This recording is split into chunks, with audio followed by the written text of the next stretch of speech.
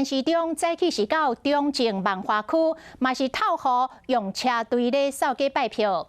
黄珊珊甲周万安前2天嘛拢到这区来拜托，三脚拄咧抢选票，每一个行政区拢顾真条。陈市长开始要扫街进前，要选桃园市长的戴文平嘛来相挺。陈市长是送玫瑰花表示感谢。立法院的总召集人郭建明是代表来发言，前一句来口说着周万安，后一句来惊喜着黄珊珊，讲选举甲做人同款，永远是邪不胜正。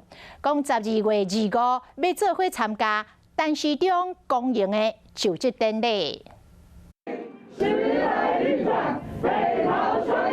破口予国家校陈市长和陈文平的名，这到底是啥个场？其实这是台北市选战今日上尾啊，民进党主席拢来挺代表民进党选市长的陈市长。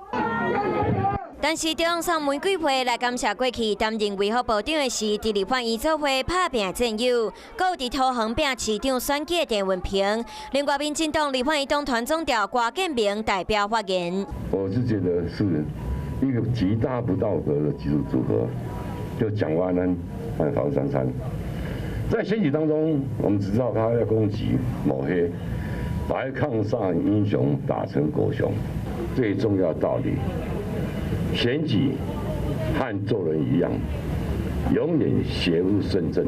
有担当、有责任感、有好政策的一个好长官，不像是某位也不用说某位啦，不像是蒋万安委员在路边遇到状况会愣住。为陈市长破完后嘛，批评对手周万安、黄珊珊三人继续拼。